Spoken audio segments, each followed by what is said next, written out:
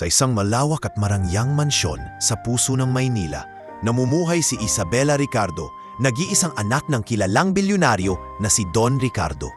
Sa bawat sulok ng mansyon ay makikita ang kagandahan at karangyaan. Mga chandelier na kumikislap sa kisame, marmol na sahig na tila salamin sa kakinisan, at mga mamahaling obra na nakasabit sa dingding. Sa labas, may malawak na hardin na may imported na bulaklak at isang swimming pool na laging puno ng malinaw na tubig, para bang laging handa para sa isang summer party. Lumaki si Isabela sa mundong walang kulang. Lahat ng hiling niya ay agad natutupad. Isang tawag lang sa kanyang personal assistant at darating na ang mamahaling damit mula Paris o ang pinakabagong gadget mula Amerika. Ngunit kasabay ng karangyaan, tumubo rin sa kanyang ugali ang pagiging mapagmataas at walang pakialam sa damdamin ng iba. Linda, bakit malamig na ang kape ko? Ilang beses ko bang sasabihin na gusto ko ito mainit at may eksaktong 2 kutsarita ng asukal? Iritadong wika ni Isabela isang umaga habang nakaupo sa kanilang marble breakfast table. Napayuko ang kasambahay, tahimik na humingi ng paumanhin at agad lumabas para palitan ng kape. Hindi man lang siya tinapunan ng ngiti ni Isabela. Si Don Ricardo, na abala sa pagbabasa ng diaryo, ay lihim na napapabuntong hininga sa bawat eksena ng kanyang anak. Alam niyang sa likod ng magarang damit at mamahaling alahas ni Isabela, may puso itong hindi marunong makisama sa hirap ng buhay. Anak, mahinahong sabi ni Don Ricardo habang iniinom ang kape, alam mo bang hindi habang buhay nandyan ang mga taong pinagsisilbihan ka? Napangiwi si Isabela at nagpatuloy sa pagkain ng croissant. Papa, please. Alam ko naman yan. Pero iba ang mundo natin. Hindi ako nababagay sa kung anong buhay na sinasabi mo. Sa kabila ng kanyang mga salita, may bahagyang kirot sa puso ni Don Ricardo. Matagal na niyang iniisip kung paano matuturuan ang anak ng tunay na kahulugan ng sakripisyo at pakikisama. Tuwing gabi, kapag may mga business gathering, pinapansin din ng ibang negosyante ang ugali ni Isabela. Sa isang dinner party na dinaluhan nila sa isang 5-star hotel, isang waiter ang hindi sinasadyang natapunan ng kaunting wine ang gown ni Isabela. Agad siyang sumigaw. "Do you even know how much this dress costs?" Singhal niya sa waiter, habang ang lahat ng bisita ay tahimik na nakatingin. Tinangka ng waiter na magpaliwanag, ngunit sinabayan na ito ng malamig na tingin ni Isabela at mabigat na buntong hininga. Pag-uwi nila sa mansyon, tahimik lang si Don Ricardo sa sasakyan. Ngunit sa loob-loob niya, tumitibay ang desisyong kailangan na niyang gumawa ng hakbang. Ayaw niyang dumating ang panahon na mawalan ng saysay ang lahat ng pinaghirapan niya dahil sa ugaling hindi marunong magpahalaga. Sa mga susunod na araw, hindi nagbago si Isabela. Patuloy ang kanyang mga party kasama ang mga kaibigang pawang galing din sa mayayamang pamilya.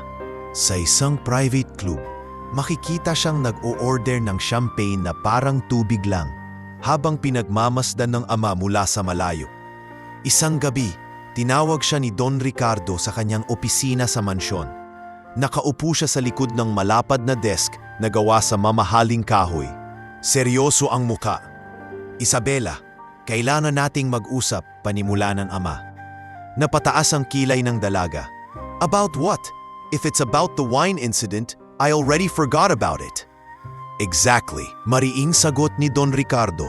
"You forget too easily, Hija. You forget that people are human, that respect is not bought with money." Natabuntong hininga si Isabela. Bahagyang inikot ang mata.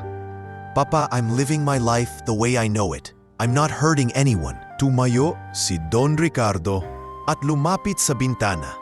Tanaw ang malawak nilang hardin. "Sometimes, anak, not caring is the same as hurting."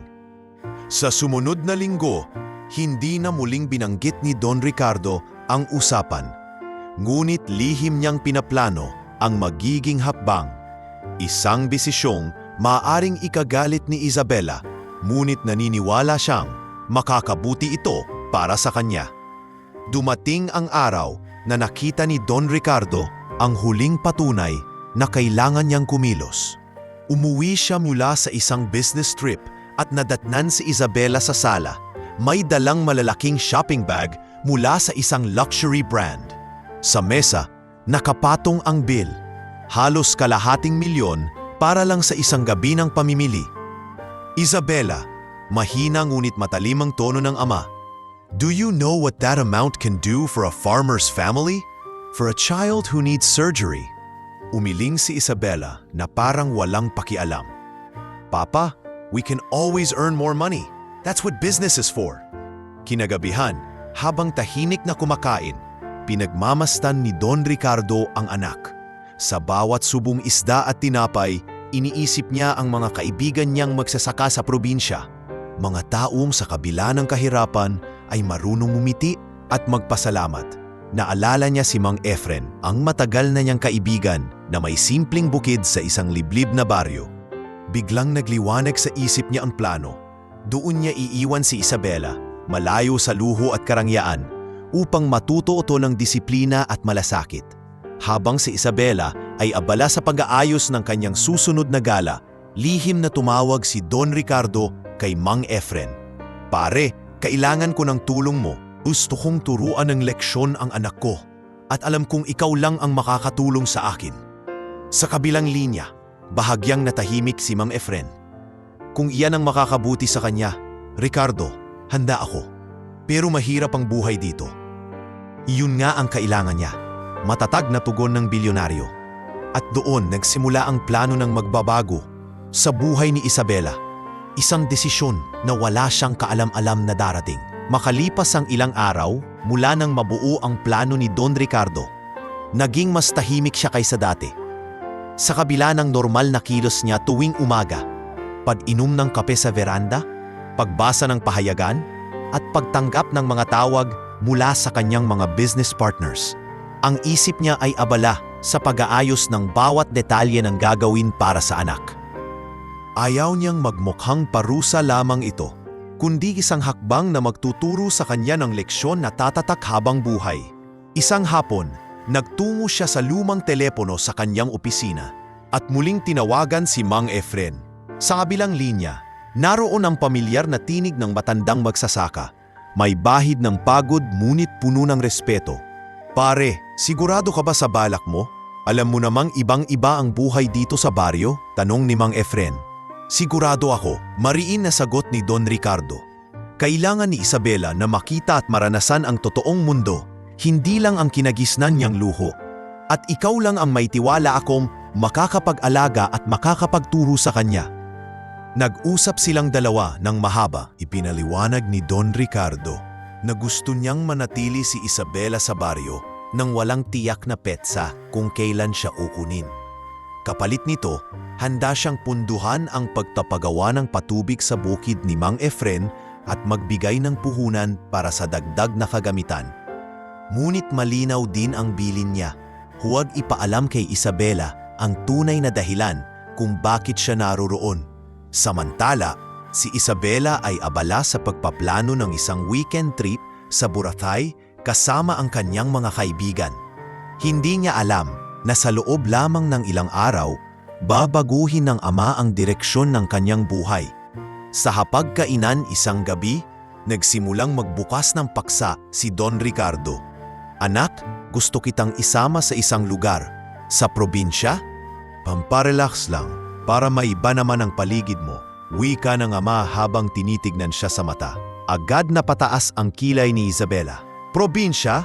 Papa, you know I don't do well in rural areas. Walang spa, walang mall, walang everything. Ngumiti lang si Don Ricardo, tinatago ang totoong balak. Minsan, kailangan din nating magpahinga mula sa ingay ng syudad. Saglit lang naman ito.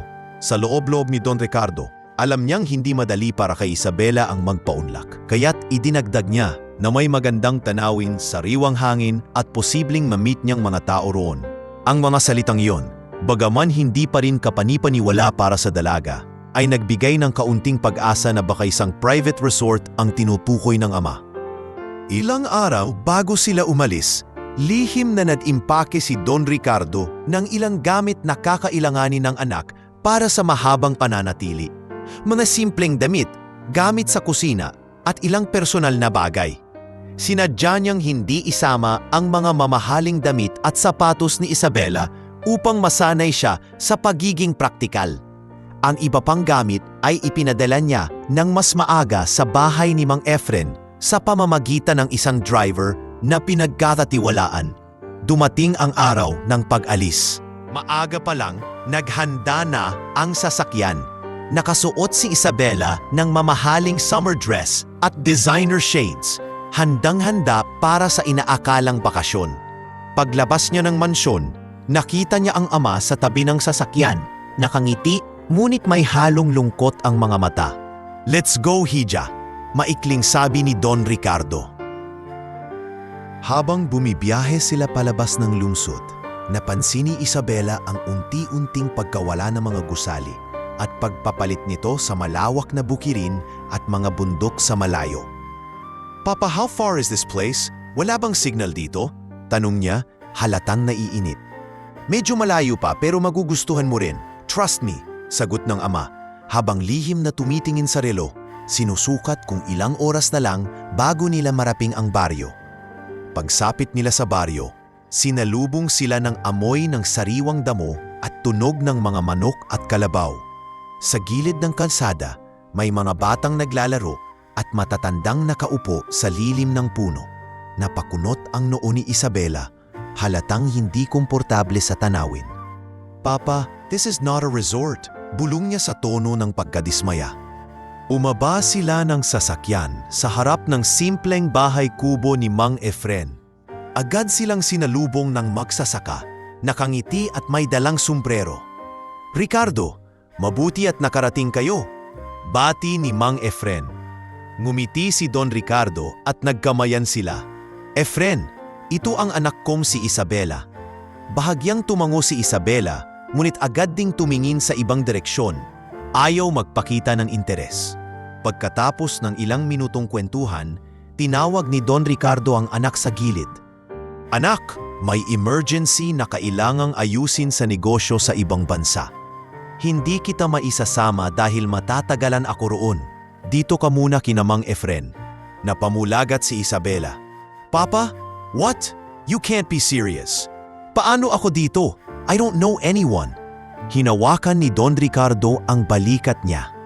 "Anak, minsan kailangan nating harapin ang takot at subukan ang bago. Magiging maayos ka rito." Bago pa makapagsalita ulit si Isabela, iniabot ni Don Ricardo ang isang maliit na bag na may ilang damit at gamit. "I'll come back when I can," huling sabi niya bago sumakay muli sa sasakyan. Sa pagbukas ng makina at unti-unting paglayo ng sasakyan, nanatiling nakatayo si Isabela sa harap ng kubo. Hawak ang bag at pinagmamasdan ang alikabok na iniwan ng gulong. Sa gilid, si Mang Efren at ang kanyang asawa ay nagkatinginan, tila handa sa bagong pagsubok na darating. Hindi nila alam kung paano magiging simula ang araw na iyon sa isang mahabang proseso ng pagbabago. Ngunit alam nilang may mahalagang papel silang gagampanan. At si Isabela, bagaman puno ng pag-aalinlangan at galit, ay walang ideya na sa lugar na iyon magsisimula ang pinakamahalagang kabanata ng kanyang buhay. Copy ends here. Mainit at maalinsangan ang simoy ng hangin nang makarating si Isabela sa mismong bakura ng bahay ni Mang Efren. Ang paligid ay puno ng kulay berde mula sa mga palayan na tila walang katapusan. Sa malayo, panaw ang mga bundok na animoy mga higanteng nagbabantay sa baryo. Ang mga huni ng ibon at tilaok ng manok ay halatang malayo sa ingay ng mga kotse at busina sa Maynila. Pagkababa mula sa sasakyan, agad niyang napansin ang magaspang na lupa sa ilalim ng anyang mamahaling sapatos. Mabilis siyang napangiwi nang mapansin na may putik na kumapit sa taong nito. This is disgusting. Mahinang bulong niya sa sarili habang sinusubukang tanggalin ang putik gamit ang panyo. Lumapit si Aling Marta, asawa ni Mang Efren, na nakasuot ng simpleng duster at may ngiti sa labi. "Magandang hapon, iha. Ako si Marta, asawa ni Mang Efren. Halika, pumasok ka muna at magpahinga." Bahagyang tumango si Isabela, ngunit halatang hindi interesado. Habang papasok, sinulyapan niya ang maliit na kubo. May bubong na pawid, sahig na gawa sa kahoy at dingding na may ilang lamat. Sa sulok, may isang lumang aparador at mesa na puno ng gamit pang kusina. Pag-upo niya sa bangkong kahoy, napansin niyang wala itong kutson o upholstery tulad ng mga upuan sa kanilang mansyon. Pinagmasdan niya rin ang mga kagamitan.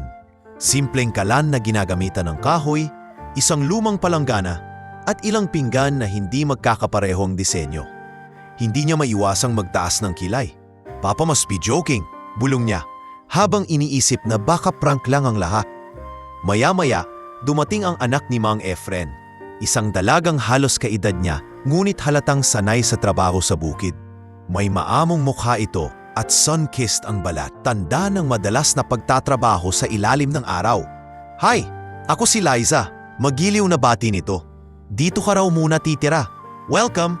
Bahagyang ngumiti si Isabela, ngunit agad ding nag-iwas ng tingin. "Thanks, I guess," malamig na tugon niya.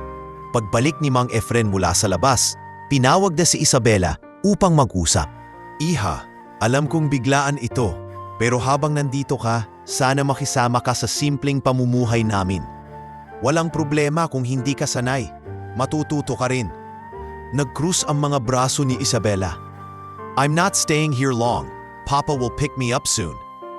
Ngumiti lang si Mang Efren, ngunit sa loob-loob niya ay alam niyang matatagalan pa iyon. Pagdating ng hapunan, inilapag ni Aling Marta ang nilagang gulay na may kaunting isda sa mesa. Nakaupo na si Lisa at si Mang Efren at sabay-sabay silang nagdasal bago kumain. Si Isabela naman ay nakatingin lang sa pagkain, halatang walang gana. "Is this all we're eating?" tanong niya na may halong pangungutya. "Oo, iha," sagot ni Aling Marta, hindi nawawala ang ngiti. "Masustansya yan, galing mismo sa bukid at sariwang huli sa ilog." Napilitang kumain si Isabela, ngunit halatang hindi niya nagustuhan ang lasa. Pagkatapos ng hapunan, lumabas siya at umupo sa harap ng bahay. Tahimik ang paligid maliban sa huni ng kuliglig at lagaslas ng hangin sa mga dahon ng palay. Sa kabila ng katahimikan, nakakaramdam siya ng lungkot at pangungulila. Inilabas niya ang cellphone, ngunit gaya ng inaasahan, wala itong signal. "Perfect, stuck in the middle of nowhere," bulong niya sa sarili. Bago matulog, pinakita ni Lisa ang maliit na kwartong tutulugan ni Isabela. May banig sa sahig at manipis na kumot, at sa sulok ay may isang lumang baul para sa gamit. "Pasensya na kung hindi ito marangya, pero malinis at ligtas dito," sabi ni Lisa. Napatitig si Isabela sa banig. "I've never slept on the floor before," aniya. "Subukan mo muna, baka magustuhan mo rin," tugon ni Lisa, bago siya iniwan para magpahinga. Sa unang gabi niya, hirap si Isabela na makatulog. Sanay siya sa malamig na aircon at malambot na kama, ngunit dito ay mainit at ang tunog ng kuliglig at mga palaka ay tila walang tigil. Paulit-ulit siyang bumaling at bumaligtad, ngunit nanatiling gising. Napapikit lamang siya ng halos madaling araw na, dala ng pagod at pangungulila. Kinabukasan, maaga siyang ginising ng tilaok ng manok at tawanan ng mga bata sa labas. Bumangon siya at sumilip sa bintana. Nakita niya ang ilang kabataan na naglalaro ng tumbang preso sa bakuran, habang ang iba ay tumutulong kay Mang Efren na magbuhat ng mga sako ng palay. Napakunot ang kanyang noo. Hindi pa siya ganap na gising, ngunit tila inaasahan na rin siyang bumaba at makisali. Pagbaba niya, agad siyang nilapitan ni Liza. "Halika, tutulungan natin si nanay maghanda ng almusal." Nag-aatubili si Isabela. "I'm not really into cooking." Ngumiti lang si Liza. "Hindi naman ito kasing hirap ng iniisip mo. Basta sumubok ka." Habang pinapanood niya si Liza, maghiwa ng gulay at magluto sa kalan na kahoy ang gamit, napansin ni Isabela ang hirap at tiyaga sa bawat galaw nito.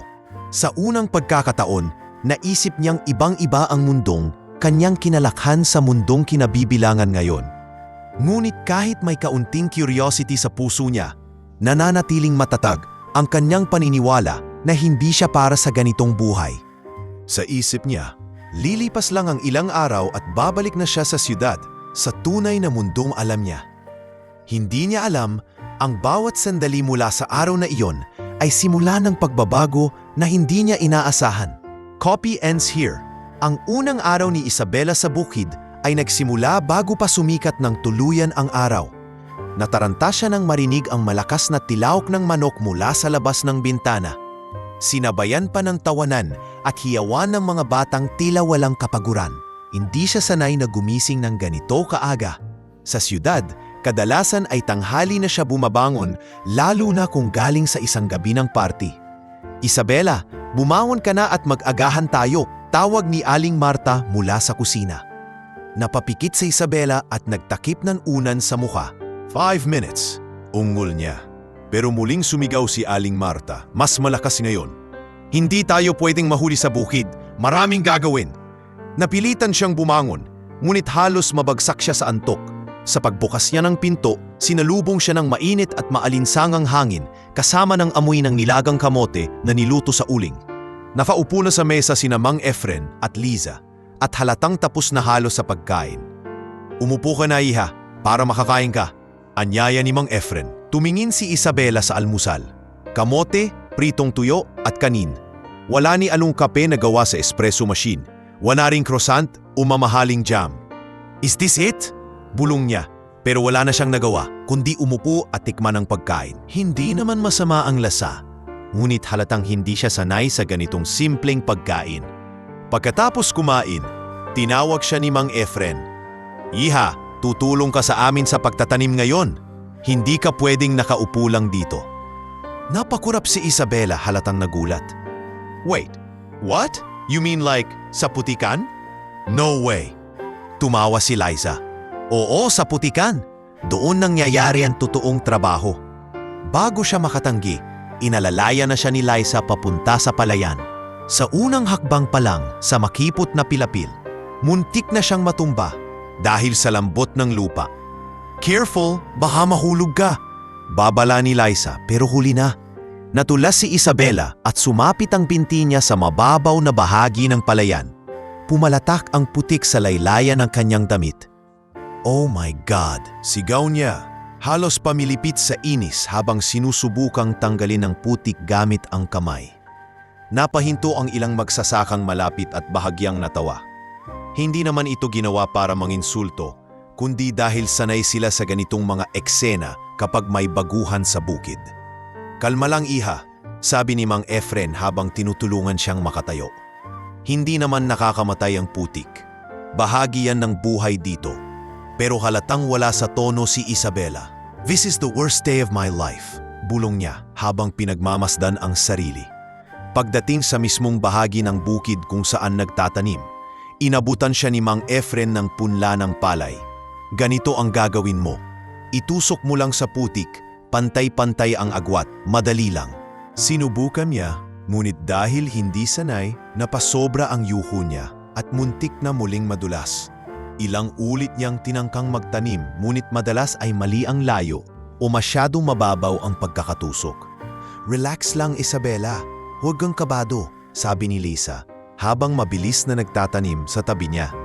Pero imbes na gumaan ang loob niya, lalo siyang nainis nang makita kung gaano kabilis at kaayos ang ginagawa ng kaibigan. Makalipas ang halos 2 oras, halos wala pa sa kalahati ng ginawa ni Liza ang natapos ni Isabela.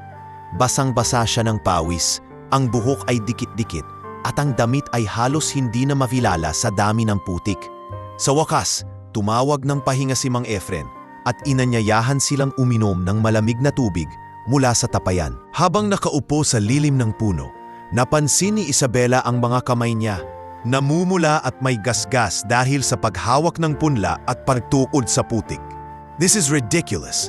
Hindi ako para dito. Mahinang wika niya. Ngunit narinig ni Liza, hindi lahat ng bagay ay madali, Isabela. Pero sa pagdaan ng panahon, masasanay ka rin. Sagot ni Liza, walang halong pangungutya. Pagbalik nila sa bahay, agad na nagbihis si Isabela at nagkulong sa kwarto. Hindi niya gustong ipakita sa kahit sino na naiiyak siya, hindi dahil sa sakit o hirap ng trabaho, kundi dahil sa pakiramdam ng pagkabigla sa ganitong uri ng buhay. Isang buhay na malayo sa nakasanayan niyang marangya at komportableng mundo. Sa hapagkainan ng tanghali, tahimik lang siyang kumain ng ginisang gulay at kanin. Wala siyang ganang makipag-usap. Ngunit napansin niyang kahit simpleng pagkain lang, masarap itong kainin matapos ang isang umaga ng trabaho. Hindi niya ito inamin, ngunit naramdaman niya sa sarili na kumakalam na talaga ang sikmura niya sa tagal ng paggawa sa bukid. Pagkatapos kumain, naisip niyang baka makahanap siya ng signal sa labas upang matawagan ang ama. Lumabas siya, dala ang cellphone at nilakad ang makitid na daan papunta sa may puno sa dulo ng bukirin. Ilang ulit siyang sumubok, ngunit walang kahit isang bar ng signal na lumitaw sa screen. Napabuntong hininga siya at naupo sa damuhan. Ramdam ang pag-iisa. Bumalik siya sa bahay nang walang nagawa. Nang gabing iyon, muli siyang nahirapang makatulog dahil sa lamig at sa tunog ng kuliglig. Ngunit mas malinaw na ngayon sa kanya na wala siyang magagawa kundi harapin ang susunod na araw. At marahil, mas marami pang putik, pawis at hirap ang kanyang mararanasan. Copy ends here. Kinabukasan, maaga pa lamang ay ginising na muli si Isabela ni Liza. "Isabela, bumangon ka na. Kailangan ka ni tatay sa bukid." Masiglang tawag nito mula sa labas ng kwarto. Napahilot si Isabela sa sentido sapagkat pakiramdam niya ay hindi pa siya nakabawi sa pagod ng nakaraang araw. Pagbaba niya sa kusina, nadatnan niyang nakahanda na ang almusal. Tinapay na niluto sa kawali, kapeng barako at kaunting itlog na nilaga. Tahimik siyang umupo at nagsimulang kumain habang pinagmamasdan sina Mang Efren at Liza na abala sa paghahanda ng mga gamit. "Ano bang gagawin natin ngayon?" tanong niya. Pilit pinapahalata ang kawalan ng gana. Tumingin si Mang Efren at ngumiti. "Tutulungan mo akong magtanim ulit. Pero ngayon, mas marami tayong gagawin. At hindi lang yan, matututo ka ring mag-ayos ng mga punla." Napasinghap si Isabela. "Punla? Putik na naman yan, di ba?" "Oo," sagot ni Mang Efren. "Pero mahalaga ito para mabuhay ang tanim. Hindi mo matututunan kung iiwasan mo lang." Pagdating sa bukid, mainit na agad ang sikat ng araw. Inabot ni Mang Efren ang isang bungkos ng punla sa kanya. "Ganito ang gagawin mo. Huwag mong hahawakan sa dahon, hawakan mo sa pinakailalim para hindi masira." Pinakita niya kung paano itusok ng pantay sa putik. Kailangan magkapantay ang bawat isa para pantay din ang paglaki. Maingat na sinubukan ni Isabela, ngunit agad siyang nainis nang dumikit ang malamig na putik sa kanyang mga daliri. "Ew! This is gross!" reklamo niya. Tinatapik ang kamay para matanggal ang putik. Narinig ito ng ilang magsasakang malapit at napatingin, ngunit hindi nagsalita. Si Liza naman ay lumapit at mahigpit na bumulong. "Kung gusto mong matapos agad, kalimutan mo muna ang arte mo. Pagkatapos nito, maliligo ka rin naman." Dahil wala nang ibang opsyon, pinilit ni Isabela na magpatuloy. Ilang minuto pa lang ay naramdaman na niya ang bigat ng trabaho. Ang init ng araw ay tila sumusunog sa kanyang batok at ang bawat pagyuko ay nagpapabigat sa kanyang katawan. Hindi pa siya sanay sa ganitong pisikal na gawain, kaya mabilis siyang napagod. "Pwede bang magpahinga muna?" hingal niyang tanong. "Sandali na lang, matatapos na tayo sa bahaging ito," sagot ni Mang Efren. Ngunit sa pagmamadali niyang matapos ang isang hilera, hindi niya namalayang dumulas ang paa niya sa pilapil. Mabilis siyang bumagsak sa gitna ng putikan at sa pagkakataong ito ay halos buong katawan niya ang nabalot ng putik. Natahimik ang lahat sandali, bago sumunod ang mahihinang tawa ng mga magsasaka. Si Liza naman ay hindi mapigilang mapangiti. "Oh my God! I look like a mess!"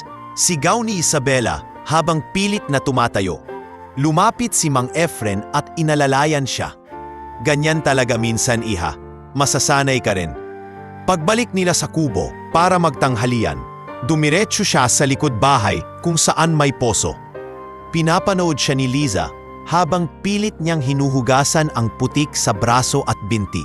"Sabi ko sa'yo, huwag ka kasing nagmamadali. Dito sa bukid, kailangan ng tiyaga." Napabuntong hininga si Isabela. "I guess, pero hindi ko akalaing ganito kahirap." Matapos magtanghalian, iniutos ni Mang Efren na tutulungan siya ni Isabela sa pagtali ng mga punla na itatanim pa kinabukasan.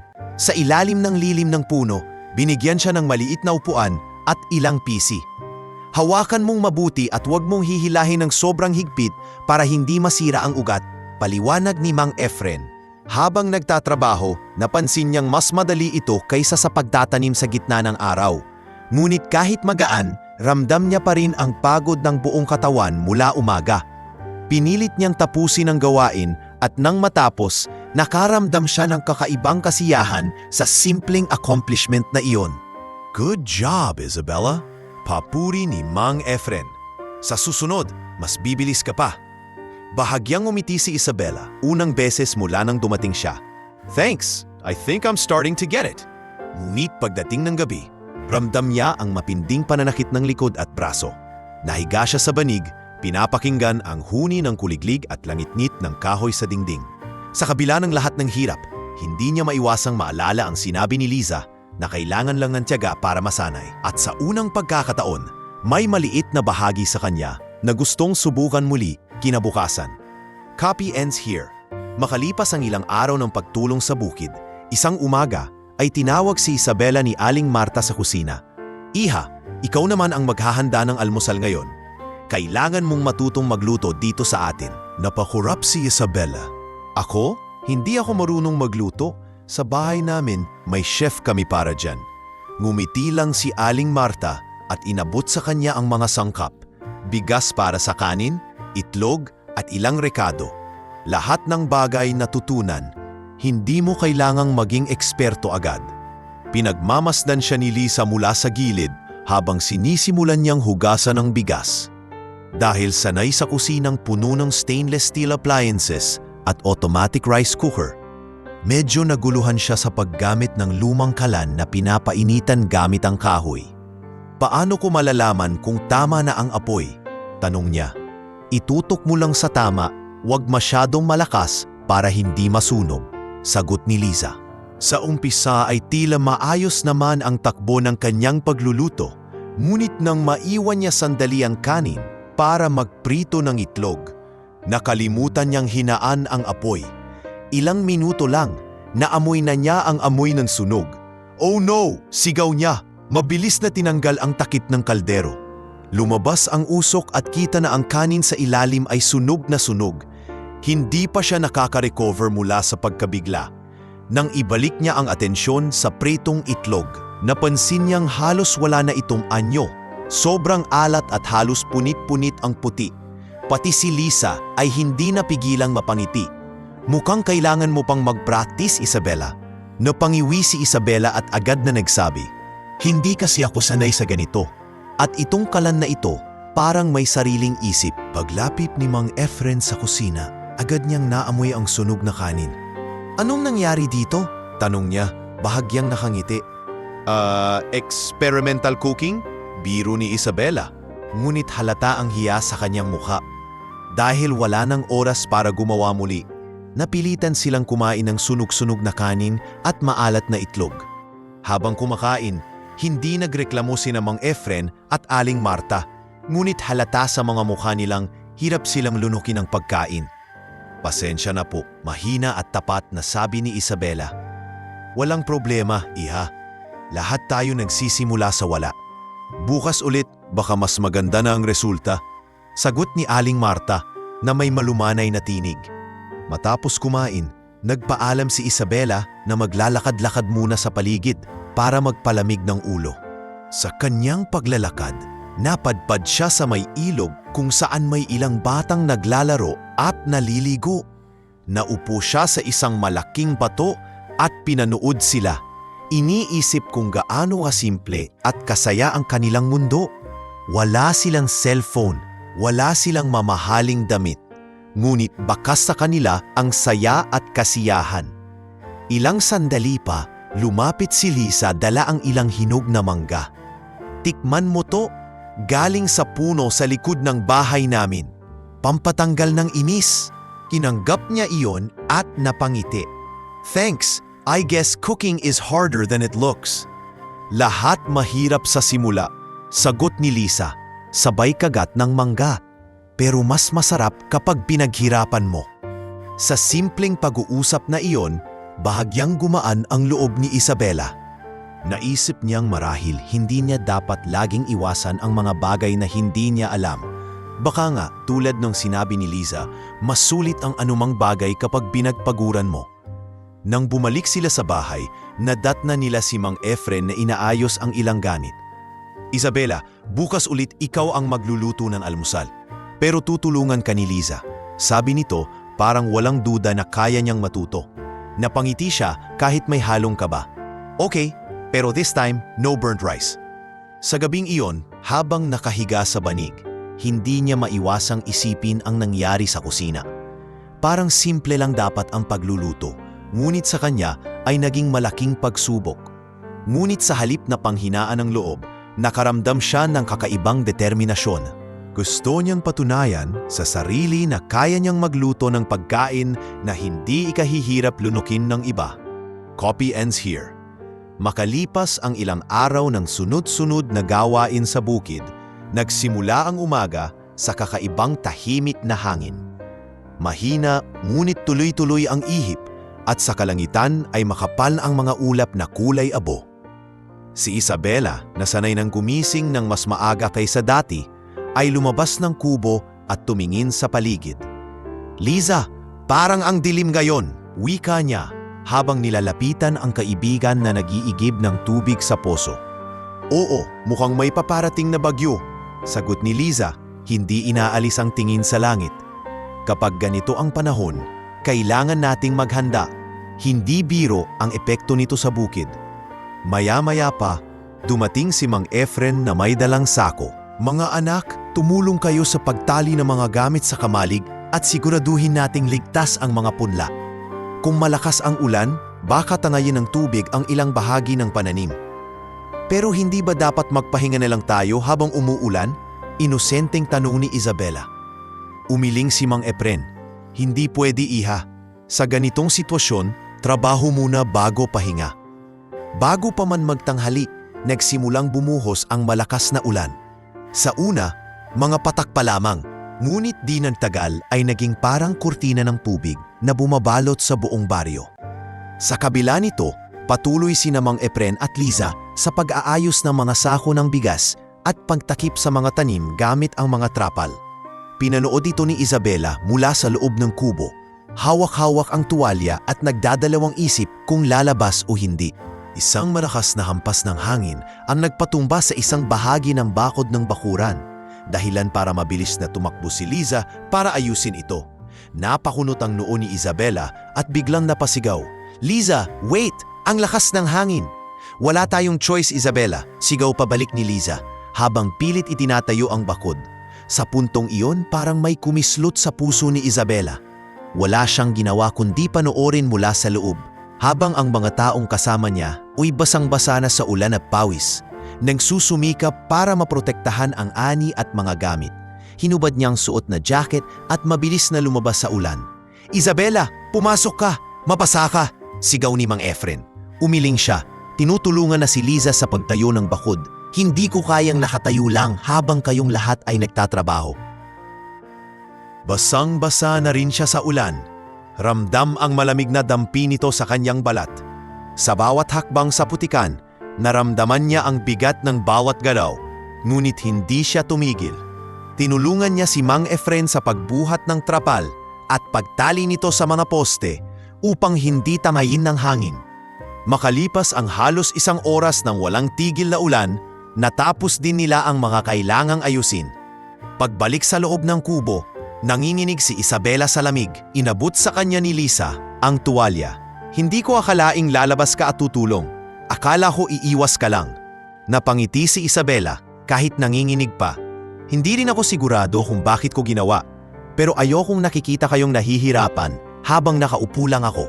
Habang patuloy ang pag-ulan sa labas, nagtipon silang tatlo sa paligid ng maliit na kalan upang magpainit. Nagpakulo si Aling Marta ng sabaw mula sa mga gulay na naiwan sa kusina. Habang kumakain, tahimik lang si Isabela. Iniisip ang nakita at naranasan niya ngayong araw. Sa loob-loob niya, nagsisimula na niyang maunawaan ang halaga ng bawat butil ng bigas at ang hirap na pinagdadaanan bago makarating ang pagkain sa mesa. Hindi ito basta galing sa supermarket o sa kusina ng isang mamahaling restaurant. Ito ay bunga ng pawis, tiyaga at minsan pakikipagsapalaran sa gitna ng bagyo. Nang humupa ang ulan kinahapunan, lumabas sila para silipin ang bukid.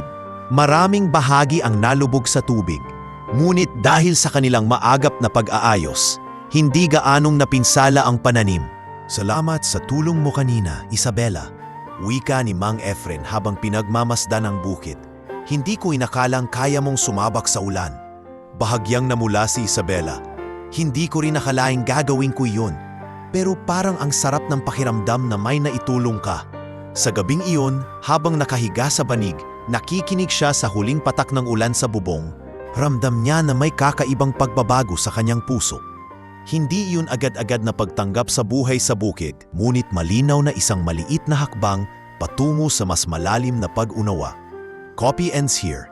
Kinabukasan, matapos ang malakas na bagyo, maaga pa lamang ay abala na si Isabela sa pagtulong kay Liza sa pagliligpit ng mga gamit na iniligtas nila mula sa ulan.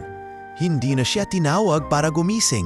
Kusa na niyang binuksan ang pinto ng kanyang silid nang marinig ang mga yapak ni Liza sa labas. "Good morning!" bati ni Isabela habang tinutulungan si Liza na ayusin ang mga natasampay na damit na basa pa rin.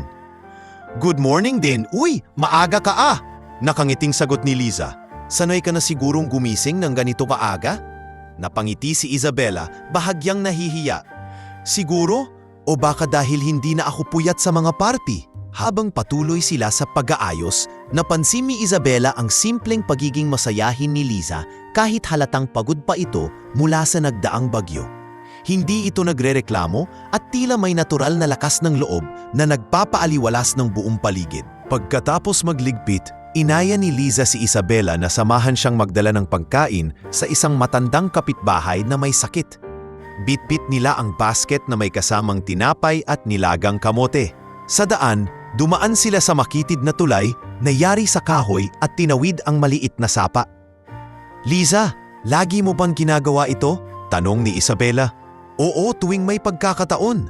Sabi ni nanay, "Kahit konti lang ang meron tayo, pwede pa rin nating ibahagi," sagot ni Liza. Pagdating nila sa maliit na bahay ng matanda, sinalubong sila nito ng mahinang ngiti. "Salamat mga iha, hindi ko alam kung anong kakainin ko sana ngayon." Mahina nitong wika. "Walang anuman po, Lola," tugon ni Liza at inilapag ang basket sa mesa. Tahimik lang si Isabela habang pinagmamasdan ang eksena. May kakaibang init sa dibdib niyang naramdaman habang nakikita kung gaano kahalaga ang simpleng tulong sa ibang tao. Sa Maynila, sanay siyang makakita ng malalaking donasyon at charity events na puno ng kamera at press release. Ngunit ibang-iba ang pakiramdam ng personal na pagbibigay, lalo na kung walang kapalit. Pag-uwi nila, nagkwentuhan sila ni Liza sa lilim ng isang puno. Ibinahagi ni Liza ang ilang bahagi ng kanyang buhay, kung paano siya lumaki sa bukid, ang hirap na pinagdaanan ng pamilya, at ang pangarap niyang maging guro balang araw. "Gusto kong magturo para maraming batang dito sa baryo ang magkaroon ng mas magandang kinabukasan," sabi ni Liza. Sabay ngiti. Napayuo si Isabela. "Ako, hindi ko alam kung may pangarap ako. Noon, ang alam ko lang ay kung ano ang susunod kong bibilhin o kung anong event ang pupuntahan. Ngayon, parang hindi ko na alam." Tumawa si Liza, ngunit hindi nang aasar. "Baka hindi mo palang natatagpuan. Malay mo, dito mo makita." Mula noon, naging madalas na ang kanilang usapan at pagkakasama. Tinuturuan ni Liza si Isabela ng ilang gawaing sa bukid at sa bahay, habang si Isabela naman ay minsang nagbabahagi ng mga kaalamang natutunan niya sa syudad, tulad ng ilang ideya para mas maging organisado ang gamit sa kusina o simpleng paraan ng pagtitipid sa gamit sa bahay. Isang hapon, habang nagpapahinga sila sa gilid ng palayan, inabutan ni Liza si Isabela ng isang basong malamig na tubig mula sa poso. "Salamat sa pagtulong mo kahapon sa bagyo. Hindi lahat ng bisita dito sa baryo gagawin yon."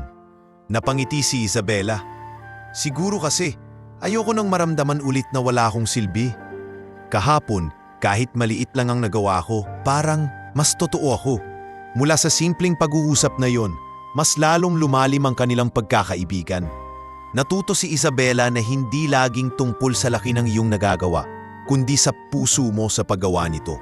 At si Liza, sa kabila ng hirap ng buhay, ay patuloy na nagbibigay sa kanya ng inspirasyon kung paano maging matatag at mabait kahit sa gitna ng kahirapan. Sa mga sumunod na araw, naging mas magaan para kay Isabela ang bawat umaga. Hindi na lang siya nagtatrabaho dahil kailangan. Gusto na rin niyang gawin ito para makatulong sa mga taong unti-unti na niyang minamahal bilang parang sariling pamilya. Lumipas ang ilang linggo mula nang dumating si Isabela sa bukid at unti-unti ay napansin ng lahat ang pagbabago sa kanyang kilos at gawi. Noon mahirap siyang pilitin bumangon ng maaga, ngunit ngayon ay kusang gumigising bago pa sumikat ang araw. Sa halip na mag-ayos ng buhok at mukha bago lumabas, diretso na siya sa kusina para tumulong kay Aling Marta sa paghahanda ng almusal. Isang umaga, habang nagluluto siya ng sinangag gamit ang natirang kanin mula kagabi, lumapit si Liza at ngumiti. "Uy, ayos na ang sinangag mo ah, wala nang amoy sunog." Napatawa si Isabela na ngayon ay mas komportable na sa hawak ng sandok. "Hindi na kasi ako nagmamadali. Saka natutunan ko na rin yung tamang apoy sa kalan." Pagkatapos ng almusal, madalas siyang sumasama sa bukid kasama si Mang Efren at Liza. Nakasanayan na niyang magdala ng sombrero at bote ng tubig at marunong na rin siyang magtanim ng palay ng pantay-pantay. Hindi pa rin siya kasing bilis ng mga sanay na magsasaka, ngunit hindi na rin siyang yung dating ayaw madumihan at nagrereklamo sa bawat hakbang. Isang hapon, matapos ang pagtatanim, inabutan ni Mang Efren si Isabela ng isang supot ng mga gulay. "Dalhin mo yan sa bahay ni Aling Rosa. May sakit kasi siya at walang makapunta sa bayan para mamalengke." "Opo, Mang Efren," agad na sagot ni Isabela at walang pag-aalinlangan ay tinungo niya ang bahay ng matanda. Nang ibigay niya ang mga gulay, napangiti ng malaki si Aling Rosa. "Salamat, Iha. Hindi ko akalaing mapapadalhan ako ng gulay ngayong linggo." "Walang anuman po," sagot ni Isabela at sa kanyang puso ay may kakaibang init na bumalot. Dati, hindi siya sanay na mag-abot ng tulong nang walang kapalit, ngunit ngayon ay tila natural na lang ito sa kanya. Tuwing hapon, kapag tapos na ang mga gawain, sumasama rin siya sa mga kababaihan ng baryo, sa mga simpleng pagtitipon. Nakikipagkwentuhan siya habang sila'y nagbabalatan ng mais o naggagawa ng suman. Sa umpisa, tahimik lang siyang nakikinig, ngunit kalaunan ay natuto na rin siyang makisabay sa mga biro at tawanan. Isang gabi, habang nagkakape sila sa harap ng kubo, napansin ni Liza ang mga pagbabago sa kaibigan. "Alam mo, Isabela, hindi ko akalaing magiging ganito ka. Akala ko noon, hindi ka tatagal dito." Napatawa si Isabela, umiling at tumingin sa madilim na kalangitan na puno ng bituin. "Hindi ko rin inakalang magugustuhan ko ang ganitong buhay. Simple pero ang gaan sa pakiramdam." Sa paglipas ng mga araw, mas naging masayahin siya at marunong nang magbaba ng pride. Hindi na siya basta nagagalit kapag may mali o kulang. Kapag nasisira ang isa sa kanyang ginagawa, hindi na niya ito tinatapon agad. Sinusubukan niyang ayusin o hanapan ng ibang gamit. Natuto rin siyang mag-imbak ng pagkain at magplano para sa susunod na linggo. Bagay na dati ay hindi niya iniintindi dahil lahat ng gusto niya ay agad na nabibili. Ang mga kapitbahay ay nagsimulang mapansin ang pagbabago. Ibang-iba na yung anak ng bisita ni Mang Efren. Bulong ng isa sa mga nanay habang nagbibilad ng palay. Marunong nang makisalamuha at tumulong. Isang matandang lalaki naman ang nagsabi, "Baka dito na siya tumanda. Mukhang nagustuhan na niya ang buhay dito." Isabela, na dati ay abala lamang sa sarili niyang mundo, ay ngayon ay may pakialam na sa kalagayan ng iba. Kapag may batang umiiyak sa kalsada, nilalapitan niya para alamin kung ano ang nangyari. Kapag may matandang hirap magbuhat ng dala mula sa bayan, kusa niya itong tinutulungan. Minsan, habang nag-aayos sila ng ani sa kamalig, tinanong siya ni Mang Efren, "Kung sakaling bumalik ang ama mo at kunin ka, ano sa palagay mo ang nararamdaman mo?"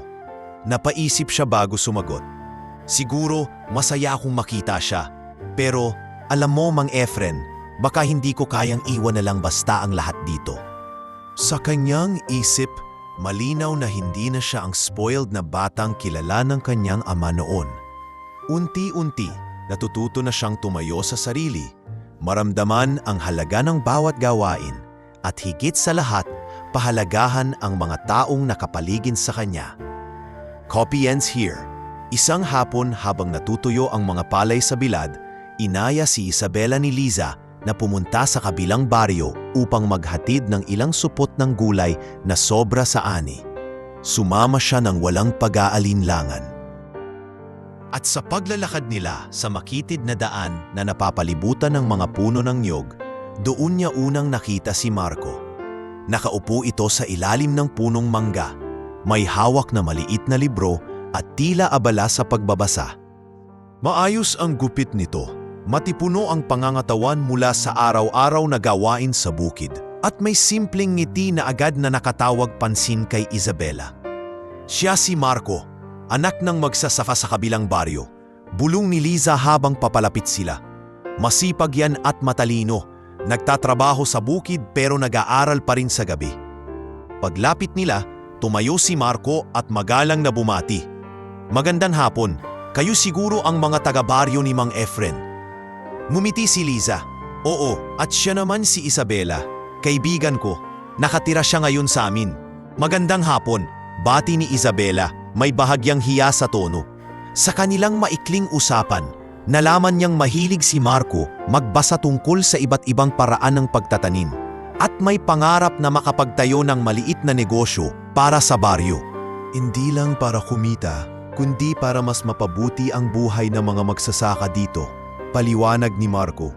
Habang naglalakad pabalik, hindi maalis ni Isabela sa isip ang kanilang usapan. Sanay siya sa mga lalaking kilala niya sa syudad, puro mamahaling gamit, magarang kotse at mga plano na umiikot lang sa negosyo at sariling interes. Si Marco, simple lang ngunit may malinaw na layunin at malasakit sa komunidad. Sa mga sumunod na linggo, naging madalas ang kanilang pagkikita kapag tumutulong si Isabela sa paghatid ng gulay o gatas mula sa kalabaw. Madalas ay nadaan sila sa lugar ni Marco. Minsan, sumasama siya sa kanila para tumulong magbuhat o mag-ayos ng mga pananim. Unti-unti, natutunan niyang mas kilalanin ang binata, ang kwento ng buhay nito, kung paano ito lumaki sa hirap, ngunit hindi kailanman sumuko sa pangarap. Isang araw habang nagpapahinga sila sa ilalim ng puno matapos ang mahabang umaga ng trabaho, nagkwentuhan sila ng mas personal. Marco, hindi ko akalaing ganito pala ang buhay sa bukid. Akala ko dati, puro hirap at wala ng saya. Wika ni Isabela habang pinagmamasdan ang mga palay na sumasayaw sa hangin. May hirap talaga, sagot ni Marco. Pero may kalayaan din. Dito, kahit pagod ka, may pakiramdam kang may saysay ang ginagawa mo. Hindi tulad sa syudad na minsan kahit may pera ka, pakiramdam mo kulang pa rin. Napatingin si Isabela sa binata at sa mga mata nito ay nakita niya ang katapatan at lakas ng loob na ngayon lang niyang nadama mula sa isang tao. Hindi niya alam kung anong tawag sa nararamdaman niya, ngunit malinaw na kakaiba ito. Maging si Liza ay napansin ang unti-unting paglapit ng dalawa. Mukhang may bago kang kaibigan. Biro niya isang gabi habang nag-aayos sila ng higaan. Napatawa si Isabela. Kaibigan lang, Liza, kaibigan na nagpapangiti sa'yo kahit walang dahilan? Balik ni Liza, sabay kindat. Isang hapon, inabutan ni Marco si Isabela sa may gilid ng bukid. Nag-iisa at pinagmamasdan ang mga ulap. Lumapit ito at inabot ang isang maliit na basket ng mangga. Para sa'yo, galing yan sa puno sa likod ng bahay namin. Ngumiti si Isabela at tinanggap yon. Salamat. Wala naman akong espesyal na ginawa para bigyan mo ako nito. Hindi mo kailangang may gawin, sagot ni Marco. Minsan, gusto mo lang magbigay sa taong nagpapagaan ng araw mo. Sa gabing iyon, habang nakahiga sa banig, hindi mawala sa isip ni Isabela ang sinabi ni Marco. Hindi pa man malinaw ang lahat, ngunit alam niyang nagsisimula ng mabago hindi lamang ang kanyang kilos, kundi pati ang tibok ng kanyang puso. Sa mga susunod na araw, lalo pang naging malapit ang dalawa. Kapag may bakanteng oras, naglalakad sila sa paligid ng bukid, nag-uusap tungkol sa mga pangarap, at nagtutulungan sa maliliit na gawain. Para kay Isabela, ito ang unang pagkakataon na naramdaman niyang mas mahalaga siya sa kung sino siya bilang tao, at hindi lang dahil sa yaman o anyo niya. Isang malamig na umaga, habang abala si Isabela sa paghahanda ng almusal, napansin niyang wala pa si Mang Efren mula sa kanyang karaniwang pag-ikot sa bukid.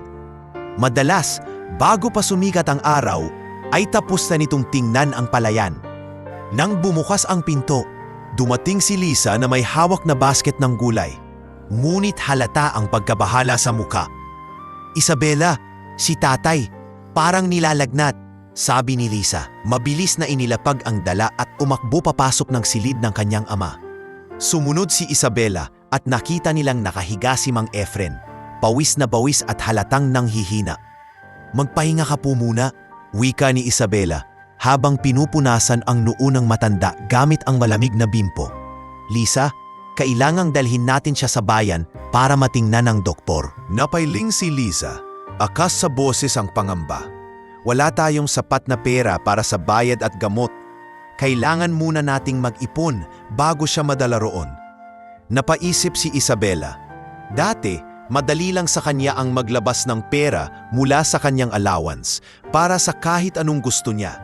Pero ngayon, wala siyang hawak na salapi at wala ring maaasahang tulong mula sa kanyang ama. "Hindi pwede. Kailangan natin ng paraan ngayon din," mariin niyang wika. Sa sumunod na oras, napagpasyahan nilang pumunta sa bayan upang magbenta ng anuman na maaaring pagkakitaan. Kumuha sila ng ilang gulay, prutas at itlog mula sa kanilang bakuran. Naglakad sila ng halos 1 oras, bitbit ang mabibigat na bayong patungo sa palengke. Sa bawat hakbang, ramdam ni Isabela ang bigat sa kanyang mga braso at balikat. Ngunit mas mabigat sa kanya ang pag-aalala sa kalagayan ni Mang Efren. Pagdating sa palengke, mabilis nilang inilatag ang paninda sa isang maliit na mesa. "Bili na po kayo ng sariwang gulay at prutas. Tulungan po ninyo kami," sigaw ni Liza sa mga dumadaan. Sa una, kakaunti lang ang bumibili. Ngunit ginamit ni Isabela ang natutunan niya mula sa siyudad sa pakikipag-usap sa mga tao. Nakikipagkwentuhan siya sa mga mamimili, binibigyang diin ang sariwang ani at murang presyo. Unti-unting dumami ang bumibili at sa loob ng ilang oras, halos maubos ang kanilang paninda. Nang bilangin nila ang kita, sapat ito para makabili ng gamot at makapagpatingin kay Mang Efren sa klinika. Pagbalik nila sa baryo, agad nilang dinala ang gamot sa bahay at pinainom kay Mang Efren. "Salamat mga anak," mahina ngunit tapat na sabi ng matanda. "Hindi ko alam kung paano ko kayo mababayaran." "Hindi mo kailangang magbayad," sagot ni Isabela. "Dahil pamilya tayo dito." Sa gabing iyon, habang nakaupo si Isabela sa labas at pinagmamasdan ng mga bituin, nilapitan siya ni Liza. "Hindi ko akalaing gagawin mo yun para sa amin. Alam kong hindi ka sanay sa ganitong hirap." Ngumiti si Isabela, ngunit may bahagyang lungkot sa mata. "Liza, sa siyudad, lahat ng kailangan ko nandyan lang. Pero dito ko natutunan na minsan, hindi mo kailangan ng marami para makatulong. Kailangan lang ng malasakit." Sa mga sumunod na araw, mas naging determinado si Isabela na tumulong sa anumang paraan. Kahit hindi pa lubusang magaling si Mang Efren, tiniyak niyang may sapat na pagkain at maayos ang kalagayan ng bukid. Nakipag-ugnayan siya sa ilang kapitbahay upang magpatulong sa pag-aalaga ng pananim kapalit ng kaunting bahagi sa ani. Sa kabila ng pagod, may kakaibang kasiyahan siyang nadarama. Hindi lamang dahil nakatulong siya, kundi dahil naramdaman niyang bahagi na siya ng komunidad na dati ay parang banyaga sa kanya. Unti-unti, ang dating spoiled na dalaga ay nagiging taong handang magsakripisyo para sa iba. At sa kanyang puso, alam niyang sa bawat araw na lumilipas, mas lalong lumalalim ang kanyang ugat sa buhay na ito Buhay na hindi niya kailanman akalaing mamahalin niya. Matapos gumaling si Mang Efren, bumalik siya sa bukid, ngunit halata pa rin ang panghihina ng kanyang katawan. Hindi pa rin ito pwedeng magtrabaho ng katulad ng dati, kaya't mas lalong naging mahalaga ang pagtutulungan sa loob ng pamilya at komunidad. Noon mismo, ipinangako ni Isabela sa sarili na gagawa siya ng paraan upang mas maging maayos ang takbo ng bukid. Isang hapon, habang nakaupo sila ni Liza sa ilalim ng puno ng mangga, naglabas si Isabela ng isang lumang notebook na nakuha niya sa baul sa kanilang silid. Liza, may mga nabasa akong artikulo noon tungkol sa mas modernong paraan ng pagtatanim. Hindi ko alam kung magagamit dito, pero pwede nating subukan, sabi niya habang ipinapakita ang ilang sketch at tala. Anong klasing paraan? Tanong ni Liza, nakakunot ang noo ngunit halatang interesado. Halimbawa, mas maayos na paghihiwalay ng punla at mas organisadong pagdidilig para hindi masayang ang tubig. At kung pwede, gumamit tayo ng mga simpleng compost para mas pataba ang lupa. Paliwanag ni Isabela. Ipiresenta nila ang ideyang ito kay Mang Efren kinagabihan. Bagamat medyo nag-aalangan sa una, pumayag ipong subukan ang mungkahi. Kung makakabuti sa ani at hindi magastos, bakit hindi natin subukan? Wika ni Mang Efren. Kinabukasan, nagtipon sila ng ilang kapitbahay upang ipaliwanag ang plano. Hindi lahat ay agad na kumbinsido. May ilan na nagsabi, baka masayang lang ang oras natin kung hindi mag-work. Ngunit pinili ni Isabela na ipakita mismo ang halimbawa. Siya mismo ang nagtanim ng ilang punla ayon sa bagong sistema at maingat na inalagaan ang mga ito sa loob ng ilang linggo. Sa paglipas ng mga araw, napansin nilang mas malusog at mas pantay ang paglaki ng mga punlang itilanim sa bagong paraan. Unti-unting nawala ang pag-aalinlangan ng ibang mga magsasaka at nagsimula silang gumamit ng parehong pamamaraan. Hindi lang yon, gumawa rin si Isabela ng simpleng talaan kung saan nakasulat kung kailan nagdidilig, kailan nag-aabono, at kung anong bahagi ng bukid ang may pangangailangan. Para hindi tayo malito at mas magamit natin ang oras sa ibang gawain, paliwanag niya sa lahat. Dahil sa mas maayos na sistema, mas naging magaan ang trabaho. Nagkaroon ng mas maraming oras ang mga magsasaka para sa ipapang gawain tulad ng pag-aalaga ng hayop at pagkukumpuni ng gamit sa bukid. Ang resulta, mas malaki ang ani at mas maganda ang kalidad ng mga palay. Isang araw, habang inaani nila ang mga palay, hindi napigilan ni Mang Efren na magsalita. Isabela, malaking bagay ang ginawa mo. Hindi lang para sa amin, kundi para sa buong baryo. Ngumiti si Isabela at tumingin sa paligid sa mga taong masigla at masaya sa pag-ani. Hindi lang ako, lahat tayo ang gumawa nito. Ako lang ang nagbigay ng kaunting ideya. Upang ipagdiwang ang tagumpay, nag-organisa si Liza ng simpleng salo-salo sa gilid ng bukid. May mga lutong ulam mula sa sariwang ani. May sayawan at kantahan gamit ang gitara ng isang kabataan sa baryo. Nandoon ang lahat, mula sa mga matatanda hanggang sa maliliit na bata, at bawat isa ay nakangiti. Habang kumakain sila, nilapitan ni Liza si Isabela. Tingnan mo, dati parang ayaw mo nang tumapak sa putikan. Ngayon, ikaw pa ang nagdadala ng pagbabago dito. Napatawa si Isabela. Siguro dahil ngayon ko lang talagang naintindihan ang halaga ng pagtutulungan at tiyaga. Sa gabing iyon, habang pinagmamasdan niya ang mga bituin, ramdam ni Isabela na hindi na lang siya isang panauhin sa lugar na ito. Isa na siyang bahagi ng komunidad at higit pa roon, isa na siyang taong may kakayahang mag-ambag ng kabutihan sa paligid. Ang dating bukid na tinitingnan niya bilang simbolo ng hirap ay ngayon naging lugar ng kanyang pagbabago at inspirasyon. 5 taon ang mabilis na lumipas mula nang unang iniwan ni Don Ricardo si Isabela sa bukid. Sa panahong iyon, maraming nagbago. Hindi lamang sa anyo ni Isabela kundi sa buong takbo ng kanyang buhay.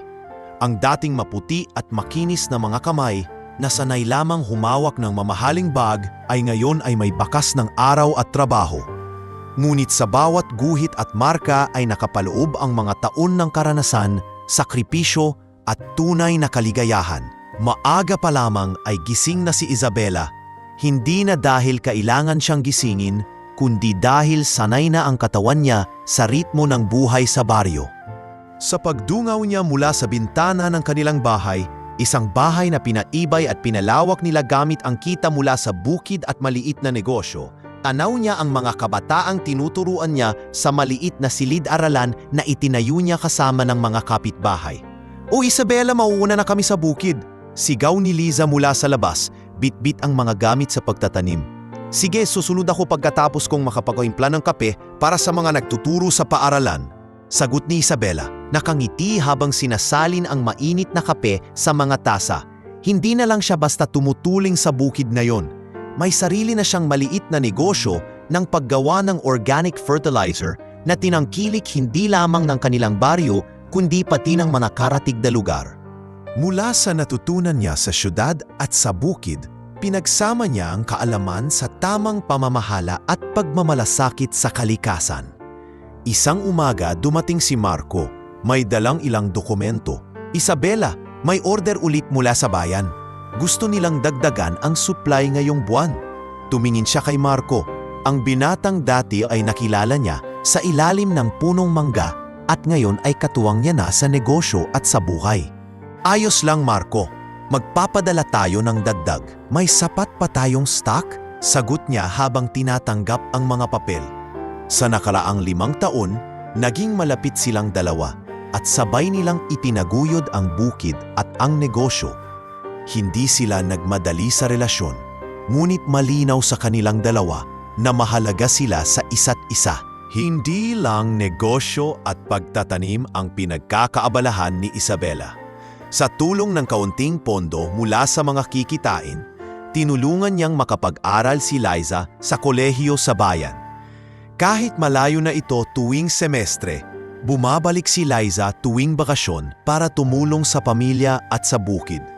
Isang gabi, habang magkasama sina Isabela at Marco sa gilid ng bukid, pinagmasdan nila ang mga bituin.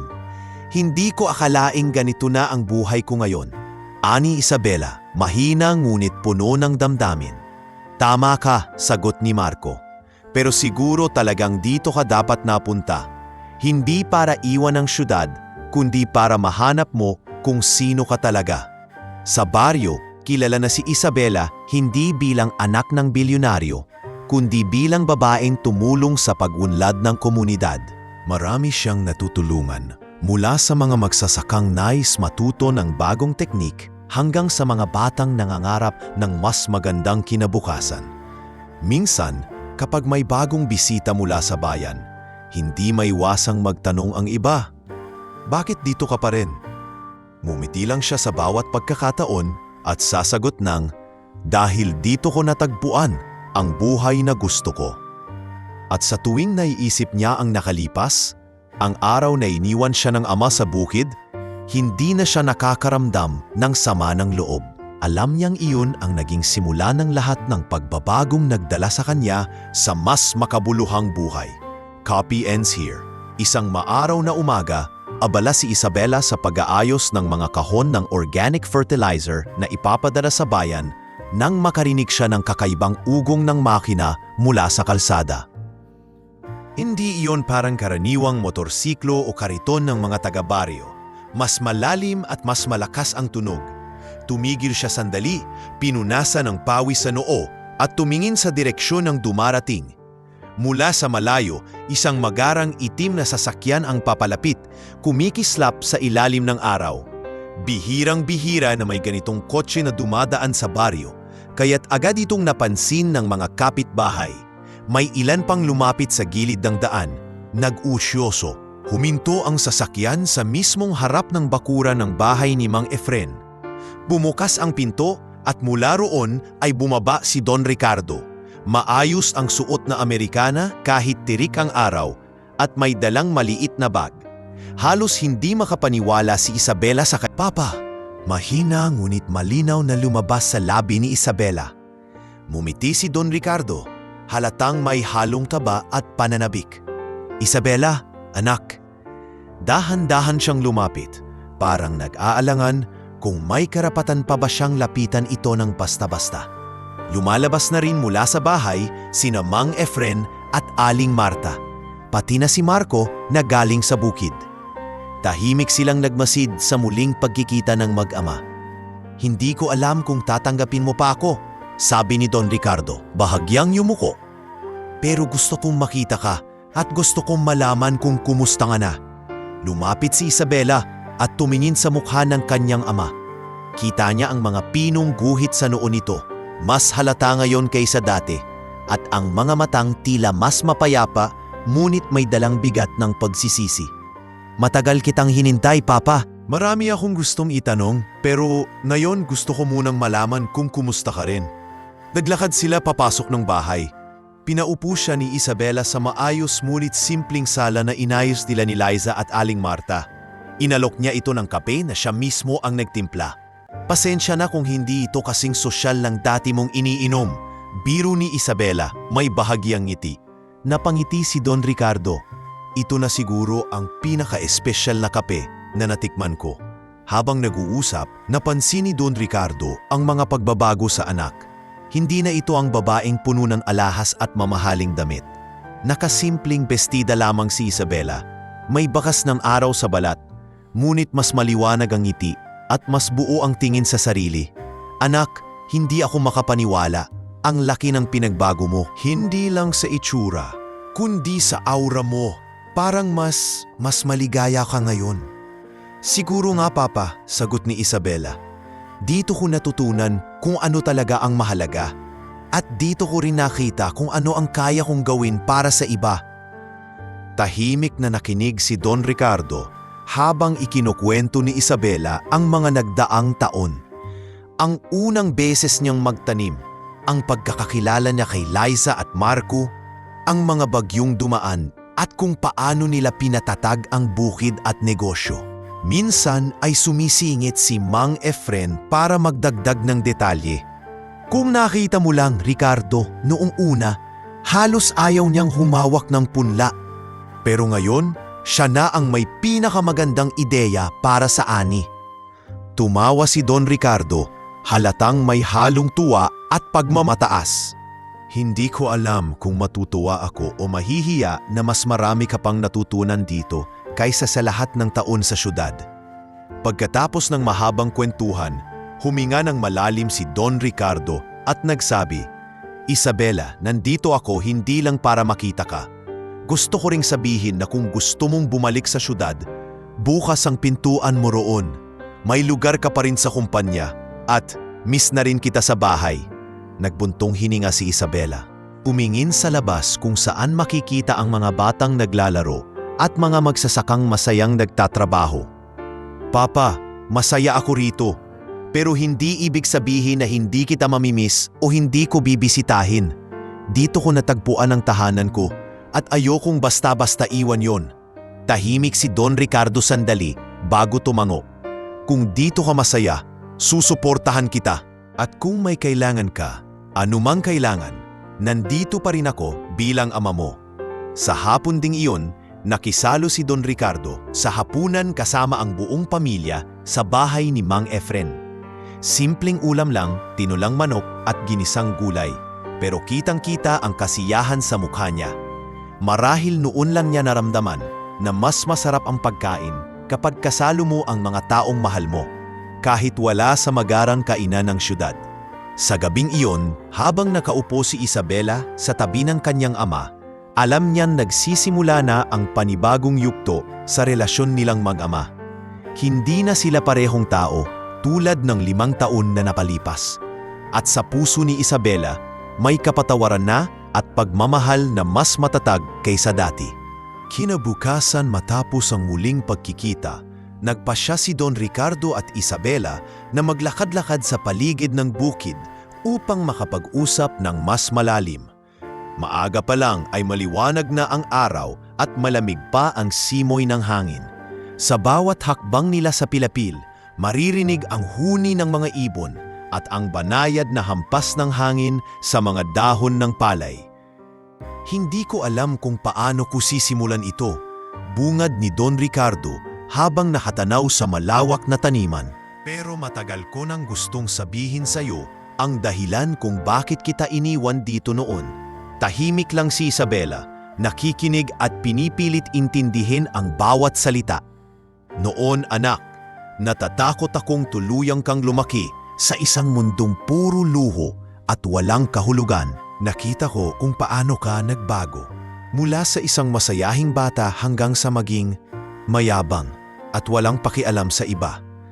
Ayokong makita kang masira ng ganong klaseng buhay. Paliwanag ni Don Ricardo. May bahagyang panginginig ang tinig. Huminto sila sa tabi ng isang punong bangga at naupo sa lilim nito. Tumingin si Isabela sa kanyang ama at marahang nagsabi, "Masakit papa. Noong una, galit na galit ako sa'yo. Pakiramdam ko pinabayaan mo ako. Pero habang tumatagal, naintindihan ko. At ngayon, naiintindihan ko palalo kung bakit mo ginawa iyon. Hindi ko alam kung mapapatawad mo ako." Dagdag ni Don Ricardo, halatang nag-aalinlangan. "Matagal ko nang ginawa yan."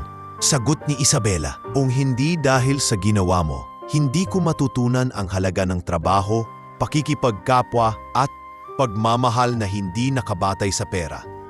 Sandaling natahimik ang dalawa, pinagmamasdan ang paligid. Sa di kalayuan, makikita si Marco at ilang magsasaka na nagtutulungan sa pag-aayos ng irigasyon. Numiti si Isabela habang tinitingnan iyon. Dati, ang tingin ko sa sarili ko ay anak lang ng bilyonaryo.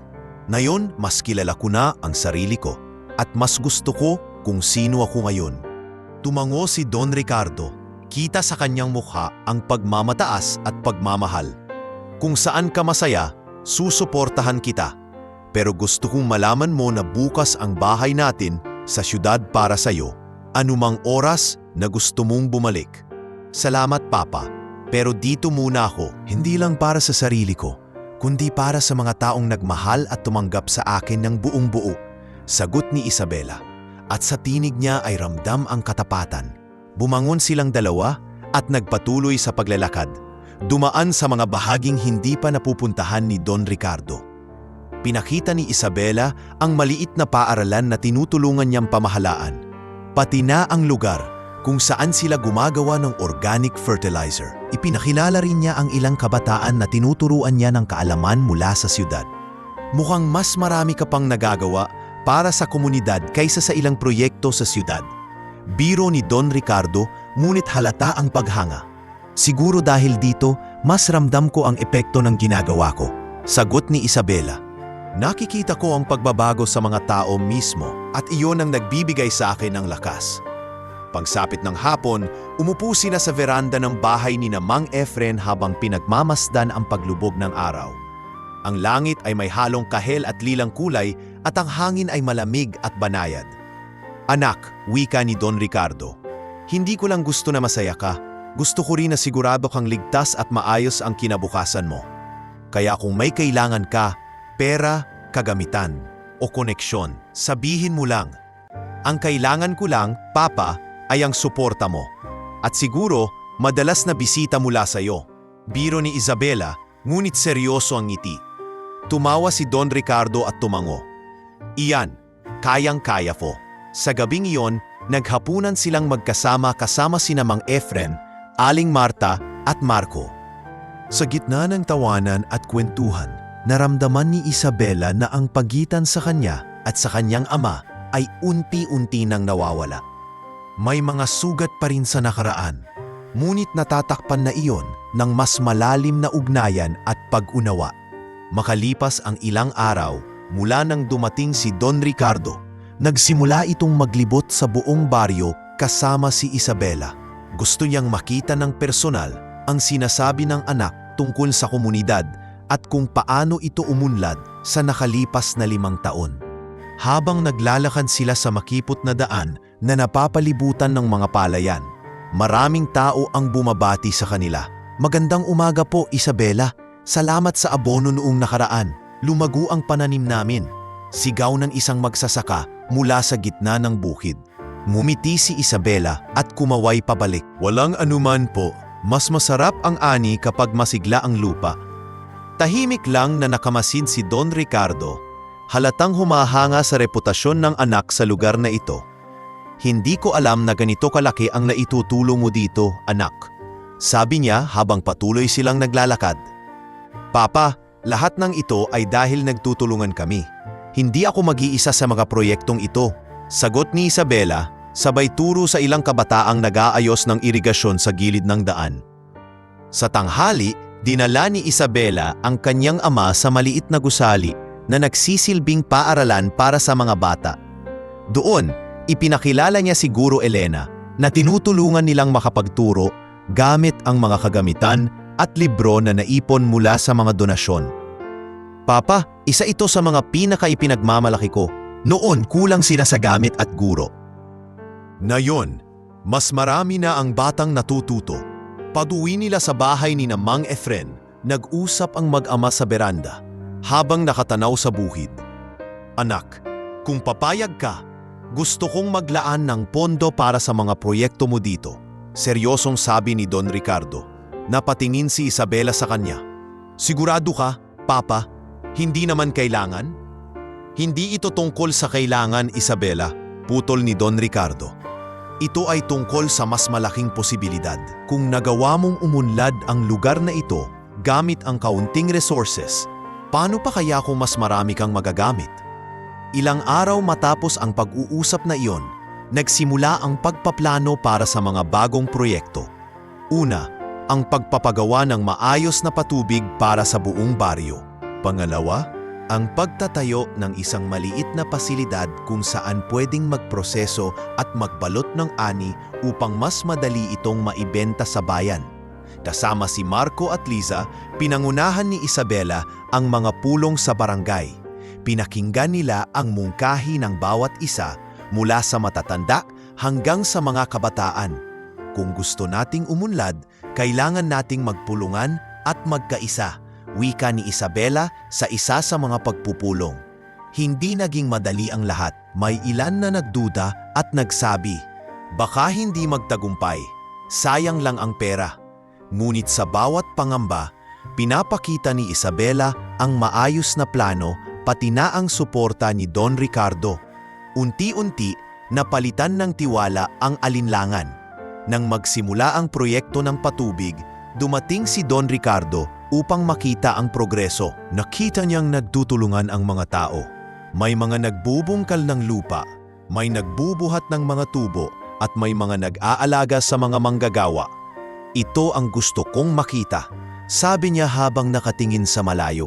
Mga taong hindi lang umaasa, kundi kumikilos. Pagkaraan ng ilang buwan, natapos ang sistema ng patubig. Sa unang paggamit nito, nagtipon ang buong baryo.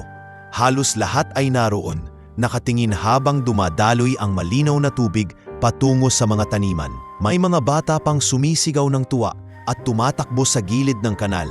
Isabela, tingnan mo ang mga ngiti nila, bulong ni Marco habang nakatayo sa tabi niya. Ngumiti si Isabela, pinipigil ang luha. Ito ang dahilan kung bakit ako nanatili.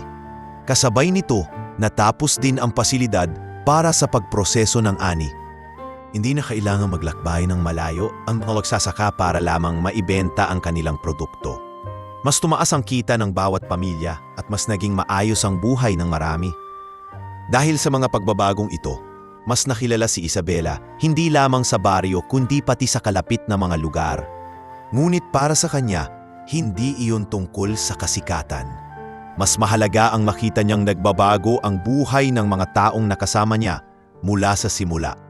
Isang gabi, habang nakaupo sila ni Don Ricardo sa harap ng bahay, tinanaw nila ang baryo na ngayon ay mas maliwanag dahil sa bagong mga ilaw na inilagay sa bawat kanto.